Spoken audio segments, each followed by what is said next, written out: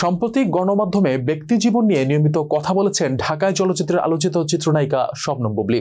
ব্যক্তিজীবনের মধ্যে ঢালিউড সুপারস্টার শাকিব খানের সঙ্গে বিয়ে, সংসার, ছেলে বীর এবং নায়কের প্রথম স্ত্রী অপু বিশ্বাস ও তার ছেলে জয়কে নিয়ে মন্তব্য করেছেন। এসব কারণে বারবার শিরোনামেও জায়গা করে নিয়েছেন বুবলী। একটি সাক্ষাৎকারে বুবলী জানিয়েছেন এখনো ডিভোর্স হয়নি তাদের, সময় নিচ্ছেন তারা, তবে আলাদা থাকছেন। তার ছেলে বীরের কথা ভেবেই এভাবে রয়েছেন। আবার অন্য একটি সাক্ষাৎকারে জানিয়েছেন শাকিব খানের সঙ্গে কোয়ালিটি টাইম পার করছেন তিনি, তার ছেলের বীর সেই সুযোগ করে দেয়। এমন মন্তব্য নিয়ে কথা বলেছেন ঢালিউড কুইন অপু। বুবলীর হাতের রান্না করা খাবার শাকিবের পছন্দ, তার ডায়েট ও ওজন কমানোর ব্যাপারে দেয়া বক্তব্য নিয়ে অপু বিশ্বাস হাসতে হাসতে বলেন, শাকিবকে নিয়ে তার এত মন্তব্যে ভাষা হারাচ্ছি, আমি আবেগে আপ্লুত হচ্ছি, কি বলবো ঠিক বুঝে উঠতে পারছি না। গত কয়েকদিন ধরে শাকিবের ব্যক্তিগত বিভিন্ন ব্যাপারে বুবলীর মন্তব্য করাকে প্রচারণার কৌশল হতে পারে বলে মনে করছেন নায়কের প্রথম স্ত্রী।